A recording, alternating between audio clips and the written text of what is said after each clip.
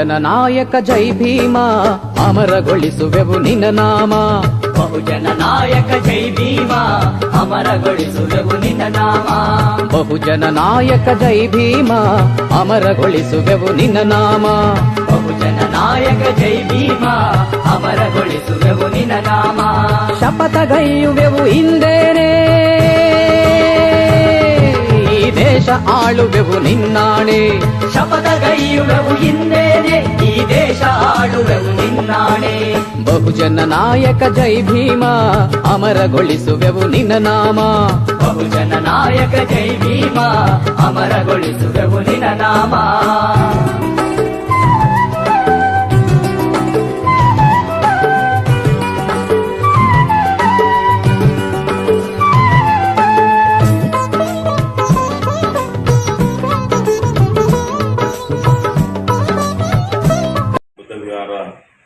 ಮುಖ್ಯಸ್ಥರು ಆದಂಥ doctor M Venkataswamy ಅವರೇ, ಈಗ ತಾನೇ ಉಪನ್ಯಾಸವನ್ನು ಮಾಡಿದಂಥ ನನ್ನ ಸೋದರರು ಆದಂಥ ವಡ್ಡಿಗೇರಿ ನಾಗರಾಜ್ ಅವರೇ, ಇನ್ನೋರ್ವ ನನ್ನ ಸೋದರಿ ಆದಂಥ ಪ್ರೊಫೆಸರ್ MV ಉಷಾದೇವಿ ಅವರೇ, ವೇದಿಕೆ ಮೇಲಿದ್ದಂಥ ಇನ್ನೊಬ್ಬರ ಸಾಮಾಜಿಕ ಹೋರಾಟಗಾರರಾದಂಥ ನನ್ನ ಸೋದರಾದಂಥ N ಮೂರ್ತಿ ಅವರೇ, ಇಲಾಖೆಯ ಕಾರ್ಯದರ್ಶಿಗಳಾದಂಥ ಮಂಜುನಾಥ್ ಅವರೇ, ಇನ್ನೋರ್ವ ನಿರ್ದೇಶಕರಾದಂಥ ಡಾಕ್ಟರ್ DS ಮಂಜುನಾಥ್ ಸ್ವಾಮಿ ಅವರೇ, ಇನ್ನೋರ್ವ ನನ್ನ ಆತ್ಮೀಯ ಸೋದರರಾದಂಥ ಸುರೇಶ್ ರಾಜ್ ಅವರೇ, ಹಾಗೂ ವೇದಿಕೆ ಮೇಲಿದ್ದಂಥ ಎಲ್ಲ ಸಂಘಟನೆಯ ಜನಪ್ರತಿನಿಧಿಗಳೇ ಹಾಗೂ ಮಾಧ್ಯಮದ ಮಿತ್ರರೇ ಮತ್ತು ಇಲ್ಲಿ ಸೇರಿದಂಥ ಎಲ್ಲ ನನ್ನ ಹಿರಿಯರೇ, ಯುವಕ ಮಿತ್ರರೇ, ತಾಯಂದಿರೇ, ಬಂಧುಗಳೇ, ಈ ಬುದ್ಧ ಜಯಂತಿಯನ್ನು ಸರ್ಕಾರ ಪ್ರಾರಂಭ ಮಾಡಿದ್ದು ಇದು 2ನೇ ವರ್ಷದ್ದು. ನಾನು ಈ ಇಲಾಖೆ ಸಚಿವನಾದ ಮೇಲೆ ಸಚಿವನಾಗಿ 3 ವರ್ಷ, ನಾಳೆ ಮೇ ಬಂದರೆ 3 ವರ್ಷ ಆಗುತ್ತೆ ನಮ್ಮ ಸರ್ಕಾರ ಬಂದು. ಆದರೆ ಎಲ್ಲರ ಆಸೆ ಇತ್ತು, ಎಲ್ಲ ಜಯಂತಿಯನ್ನು ಮಾಡ್ತೀರಿ, ಬುದ್ಧನ ಜಯಂತಿಯನ್ನು ಮಾಡಿದರೆ ಭಾಳ ಚೆನ್ನಾಗಿರ್ತೈತೆ ಅನ್ನೋ ಮಾತನ್ನು ಹೇಳ್ತಾ ಇದ್ದೆ. ನಾವು ಎಲ್ಲ ಸಂಘಟನೆಯವರು ಮತ್ತು ಮುಖ್ಯಮಂತ್ರಿಗಳ ಹತ್ರ ಇದ್ರ ಬಗ್ಗೆ ಚರ್ಚೆಯನ್ನು ಮಾಡಿದ್ವಿ. ಚರ್ಚೆ ಮಾಡಿ ಎಲ್ಲರ ಜಯಂತಿಯನ್ನು, ಮಹಾಪುರುಷರ ಜಯಂತಿಯನ್ನು ಮಾಡ್ತೀವಿ, ಬುದ್ಧ ಜಯಂತಿಯನ್ನು ಮಾಡೋದು ಬಹಳ ಪ್ರಮುಖವಾದ ಕೆಲಸ, ಸರ್ಕಾರದಿಂದ ಈ ಜಯಂತಿಯನ್ನು ಮಾಡೋಣ ಅಂತಂದು ವಿನಂತಿ ಮಾಡಿದಾಗ ಮುಖ್ಯಮಂತ್ರಿಗಳು ಅದನ್ನು ಒಪ್ಪಿಗೆ ಕೊಟ್ಟು ಇದನ್ನು 2ನೇ ವರ್ಷ ಜಯಂತಿಯನ್ನು ನಾವು ಮಾಡ್ತಾ ಇದ್ದೀವಿ. ಮೊದಲನೇ ಜಯಂತಿಯನ್ನು ರವೀಂದ್ರ ಕಲಾಕ್ಷೇತ್ರದೊಳಗೆ ಮಾಡಿದ್ವಿ. ಈ 2ನೇ ಜಯಂತಿ ಇಲ್ಲಿ ಯಾಕೆ ಮಾಡಬೇಕು ಅಂತಂದು ನಮ್ಮ ನಾಗಸೇನೆಯ ಎಲ್ಲ ಪದಾಧಿಕಾರಿಗಳು ಮತ್ತು ನಮ್ಮ ವೆಂಕಟರಮಣ್ಣವ್ರು ಬಂದು, ಇಲ್ಲ ಇಲ್ಲಿ ಬಹಳ ಚೆನ್ನಾಗಿದೆ ನಾಗಸೇನೆ ಬುದ್ಧ ವಿಹಾರ, ಇಲ್ಲಿ ನೀವು ಮಾಡಿ ನೋಡಿ, ಅದಾದ್ಮೇಲೆ ಮುಂದೆ ವಿಚಾರ ಮಾಡಿ, ಆದರೆ ಒಂದು ಇಲ್ಲಿ ಮಾಡಿದರೆ ನಿಮಗೆ ಭಾಳ ಚೆನ್ನಾಗಿರ್ತೈತೆ, ಒಳ್ಳೆ ಒಂದು ಅಡಿಪಾಯ ಹಾಕಿದಂಗಾಗತ್ತೆ ಅನ್ನೋ ಮಾತನ್ನು ಹೇಳಿದಾಗ ನಿಜವಾಗ್ಲೂ ನಾನು ವಿಚಾರ ಮಾಡಿ ಒಪ್ಕೊಂಡೆ.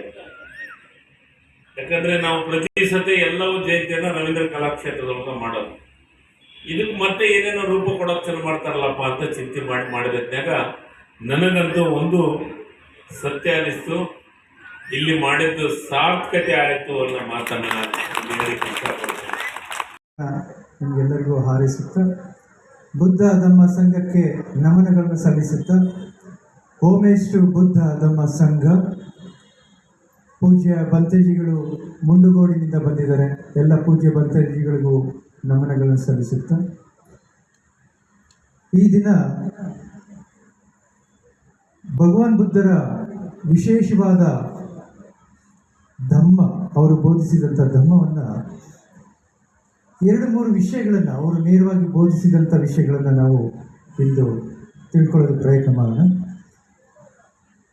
ಭಗವಾನ್ ಬುದ್ಧರು ಜ್ಞಾನೋದಯವಾದ ನಂತರ 45 ವರ್ಷಗಳ ಕಾಲ ಬರಿಗಾಲಲ್ಲಿ ನಡೆದು ಸರಿಸುಮಾರು 84,000 ಉಪದೇಶಗಳನ್ನು ಮಾಡಿದ್ದಾರೆ. ಅದರಲ್ಲಿ 1 ಅಥವಾ 2 ಉಪದೇಶಗಳನ್ನು ನಿಮ್ಮ ಮುಂದೆ ಇಡೋದಕ್ಕೆ ಪ್ರಯತ್ನ ಮಾಡ್ತೇನೆ. ಧಮ್ಮಬಂಧುಗಳೇ, ಭಗವಾನ್ ಬುದ್ಧರ ಮೂಲ ತತ್ವ ಆದರ್ಶಗಳು, ಅವರ ಉಪದೇಶಗಳನ್ನು ತಿಳಿಯುವುದು ಮೊದಲು ಭಗವಾನ್ ಬುದ್ಧರೇ ಬೋಧನೆ ಮಾಡಿರುವಂಥ ಅಂಗುತ್ತರ ನಿಕಾಯದಲ್ಲಿ ಬರುವ ಅವರ ಉಪದೇಶಗಳನ್ನು 1ರಿಂದ 11ರವರೆಗೆ ವಿಂಗಡಣೆ ಮಾಡಿ ಹೇಳಿರುವಂಥ ವಿಷಯಗಳಲ್ಲಿ 4 ಪ್ರಶ್ನೆಗಳು, 4 ಸಮಸ್ಯೆಗಳು, ಅದಕ್ಕೆ ಪರಿಹಾರ ಮತ್ತು ಉತ್ತರವನ್ನು ಪಡೆದುಕೊಳ್ಳುವಲ್ಲಿ ನಾವು ಪ್ರಯತ್ನ ಮಾಡೋಣ. ನಂತರ ಬುದ್ಧರ ನೇರ ಉಪದೇಶವನ್ನು ಮಾಡೋಣ. ಧಮ್ಮ ಬಂಧುಗಳೇ, ಪ್ರಕೃತಿ ನಿಯಮದಂತೆ ಎಲ್ಲರಿಗೂ ವಯಸ್ಸಾಗುತ್ತೆ, ಹೌದಲ್ವಾ? ವಯಸ್ಸಾಗೋದು ಎಂದಾದರೂ ನಿಮಗೆ ಸಮಸ್ಯೆ ಅಂತ ಅನಿಸಿದೆಯಾ? ಎಲ್ಲರಿಗೂ ವಯಸ್ಸಾಗ್ತಾ ಇದೆ ಅಲ್ವಾ?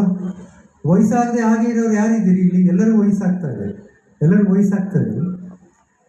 ವಯಸ್ಸಾಗ್ತಾ ಇದೆ ನಮ್ಮೆಲ್ಲರಿಗೂ, ಅದು ಸಮಸ್ಯೆನೇ. ಅಭಿನಂದನೆ ಹೇಳ್ತೀನಿ. ಹಿಂದೆ ಬುದ್ಧ ವಿಹಾರಗಳು ಇರಲಿಲ್ಲ. ನೂರಾರು ವರ್ಷಗಳ ಹಿಂದೆ ಇದ್ದು ಅಳಿಸಿ ಹೋಗಿದ್ದು, ಮುಚ್ಚಿ ಹೋಗಿದ್ದು.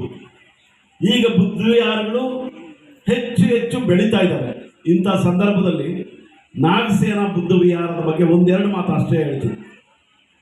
ಬೇಸಿಕಲಿ ಇದು ಕರ್ನಾಟಕದ ಶಾಖೆ, people's education society, founded by Baba Saheb Ambedkar in 1954. ಬಹಳ ಘನ ಉದ್ದೇಶ ಇಟ್ಕೊಂಡು ಪ್ರಾರಂಭ ಮಾಡಿದ್ರು. ತೀರ್ಮಾನ ಮಾಡಿ ಮೈಸೂರಿನ ಮಹಾರಾಜರ ಹತ್ರ ಮನವಿ ಪತ್ರ ಕೊಟ್ಟರು.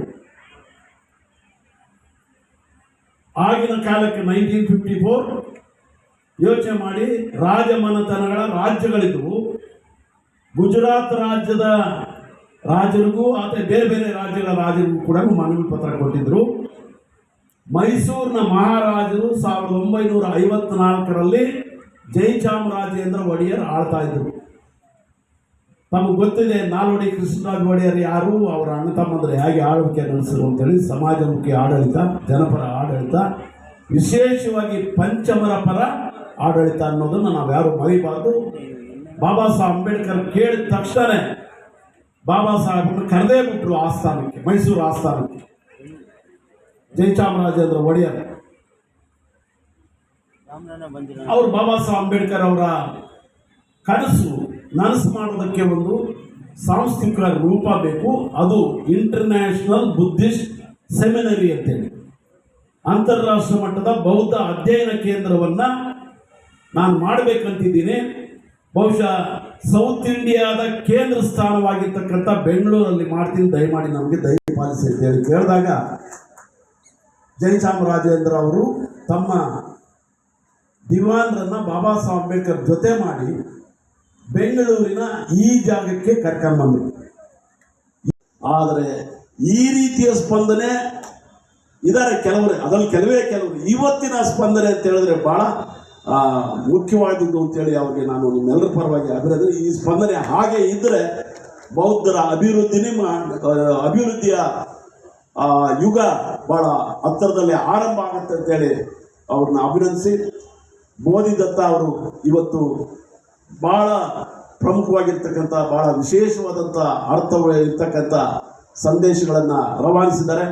ಬಹುಶಃ ಬೋಧಿದತ್ತ ಅವರ ಅಲ್ಲದೆ ಕರ್ನಾಟಕದಲ್ಲಿ ಅಂತ ಬಿಕ್ಕು ಇಲ್ಲದೆ ಇದ್ದರೆ ನಮಗೆ ಬಹಳ ದೊಡ್ಡ ಲಾಸ್ ಆಗ್ತದೆ. ಯಾಕಂತ ಹೇಳಿದ್ರೆ ಅವರು ಪ್ರತಿ ಪ್ರಯತ್ನ ಸಮಾಜಕ್ಕೆ ಸಮರ್ಪಣೆ ಮಾಡ್ಕೊಂಡು ತೀರ್ಮಾನ ತಗೊಳ್ತಾರೆ.